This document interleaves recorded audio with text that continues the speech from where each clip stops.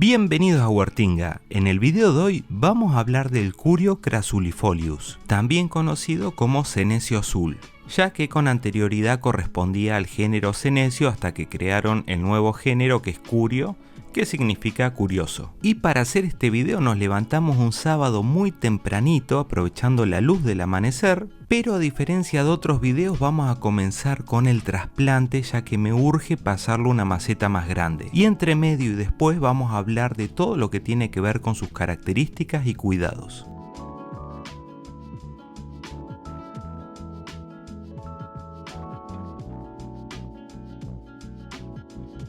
Esta suculenta es oriunda de Sudáfrica y suele crecer en laderas rocosas que también son muy arenosas. Y si bien le aplicamos el sustrato, que explicamos en uno de los primeros videos del canal, que tiene buen drenaje y buenos nutrientes, para que sea más óptimo para esta suculenta sería recomendable agregarle una porción mayor de arena gruesa de río, que es lo que mejor le va ya que corresponde con el tipo de suelo de su hábitat natural.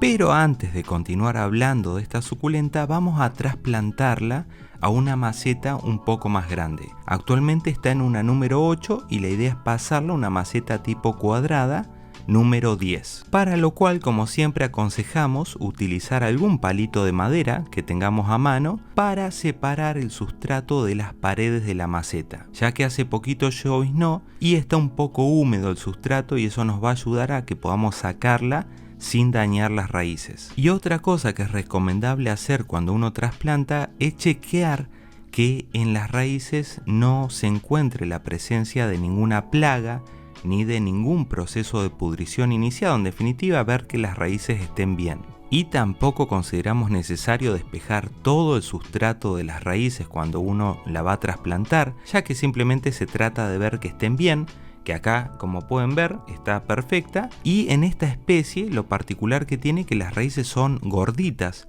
a diferencia de otros géneros y especies de suculentas. Así que ahora la vamos a pasar a esta maceta que, como siempre, controlen que tenga buenos orificios de salida. Nosotros le ponemos papel periódico debajo para que pase el agua de riego justamente al regar y nos quede el sustrato adentro, aumentando la vida útil del mismo.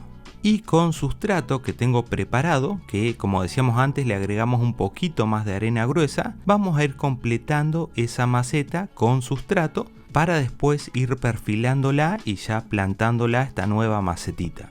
Y mientras lo hacemos vamos a hablar de su crecimiento. Esta suculenta es de crecimiento rápido y es de tipo cubridora, por lo cual a medida que crece va a ir expandiéndose para los costados, pudiendo cada uno de los tallos llegar a una altura de aproximadamente 30 centímetros. Y para que se den una idea de su crecimiento vamos a mostrar una foto que publicamos en la cuenta de Instagram, que es @huertinga, que es de hace aproximadamente 3 meses, que fue cuando la conseguimos y estaba en una macetita muy pequeña, número 6, y en la actualidad, como pueden ver, casi que duplicó el tamaño en solo 3 meses. Y lamentablemente la conseguimos muy verde, y esto tiene que ver con los requerimientos de iluminación que vamos a hablar después, y con muchas partes que se ve que le habían tocado mucho y se le fue retirando lo que es la pruina, pero como pueden ver actualmente se ha recuperado súper bien. Pero esas partes en las cuales perdió pruina, incluso 3 meses después no logró recuperarlo, que son actualmente las hojas basales de más abajo, y eso vamos a hablar un poquito después. Respecto a las hojas, son cilíndricas y bastante carnosas y su crecimiento siempre tiende a ser vertical, con una tonalidad que es un gris azulado, que eso en realidad parte es por la pruina que tiene, ya que es una suculenta muy pruinosa, pero también vamos a ver que esto contribuye a darlo una mayor exposición solar directa. Y después, cuando la mostremos un poquito más de cerca, van a ver que las hojas también tienen como unas líneas translúcidas, que esto en realidad es para que ingrese la luz solar dentro de la suculenta y favorezca el proceso de la fotosíntesis. Y se puede observar mejor en las hojas que han perdido pruina, ya que justamente esta hace que se tapen un poquito esas líneas translúcidas, pero sin afectar este proceso. En cuanto a su floración, suele ocurrir en primavera y es a través de estas flores que les muestro, que suelen ser blancas o amarillas, y cuando da semillas tiene como unos pelitos blancos que hace que el viento las pueda esparcir incluso muy lejos de la suculenta madre.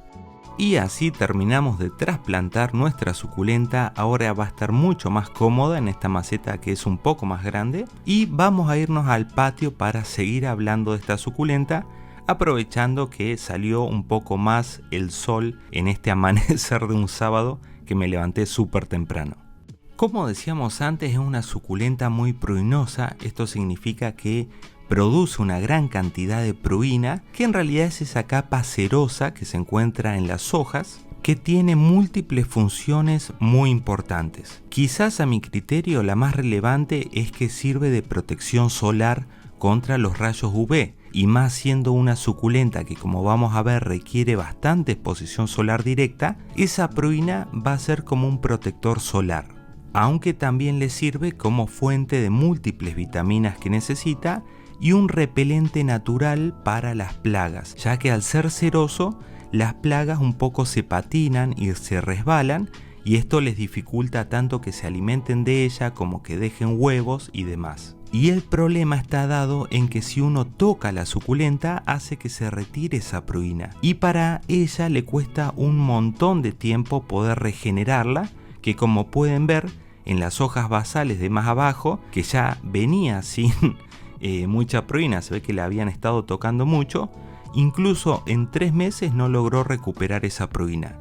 ¡Ey, para, Carlitos! ¿Qué te pasó? ¿Qué, te cambiaste de color? No soy Carlitos, salame. Soy el cenecio azul. ¿No ves que soy un cenecio azul? Mírame. Carlitos, decime por favor que no utilizaste la pintura que apliqué para pintar la macetita del otro video. Bueno, decir que pintaste me parece mucho, porque te quedaron bastante feitas esas macetas. Pero sí, utilicé esa pintura Porque no te va a salir la pintura. Vamos a lavarte rápido, Carlitos. Sos un exagerado, Huertinga. ¿No ves que con un poquito de agua se va rapidísimo esa pintura y voy a quedar verde como siempre? ¡Ay, ya salió la pintura, Huertinga! Sí, salió la pintura azul. ¿Viste que te dije, Huertinga? Sos un exagerado. Bueno, si escuchan un grito de fondo va a ser Carlitos cuando se vea en el espejo, pero en fin, vamos a seguir. Otro dato muy importante es la época de reposo de esta suculenta, que suele ocurrir en verano cuando las temperaturas son muy altas y constantes. Y es importante mencionar que esta suculenta suele ser confundida con otras que son muy parecidas, también del género anteriormente llamado senecio, actualmente curio, que también son oriundas de Sudáfrica, y el problema creo que está dado en este nombre coloquial de senecio azul, que como siempre decimos, los nombres coloquiales son como apodos y como tales suelen ser imprecisos, y uno suele englobar dentro de ese apodo, en definitiva, a muchas suculentas distintas. Y con la que más se confunde, creo yo, es con el senecio o curio repens, que acá les estoy mostrando una foto de cómo es en realidad este curio repens, que tiene las hojas más gorditas, más compactas, más verdes, las puntas suelen ser más rojizas y la altura no llega a superar los 20 centímetros contra esta que tiene una altura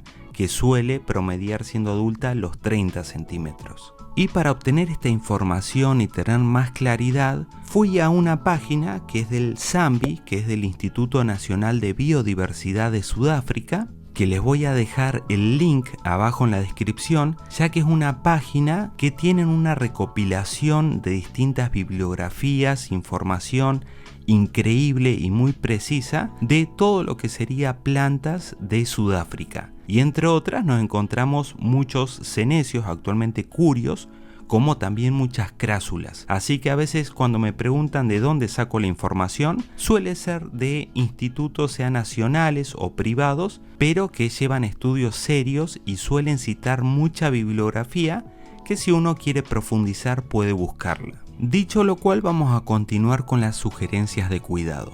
En cuanto al riego, y como regla sugerimos cada 7 días, pero postergando si ven que el sustrato no está completamente seco, ya que esta suculenta puede llegar a ser sensible ante un exceso de humedad, provocando pudrición de raíces. En invierno, cada 30 días, o antes si ven que se arruga un poco las hojitas. Y en verano, si es muy caluroso el lugar donde viven y las temperaturas altas son constantes, puede ser que esté en reposo, se van a dar cuenta porque frena su crecimiento, y en ese caso se sugiere un riego de mantenimiento cada 30 días. Respecto a la iluminación en climas templados, sugerimos que esté con exposición solar directa, ya que le encanta tener mucho sol, por eso también genera tanta proteína que le va a dar la protección solar necesaria para que no se quemen las hojas. Pero si ven algún indicador de quemadura en cualquier parte de las hojas, ahí lo que se sugiere es darle menos exposición solar.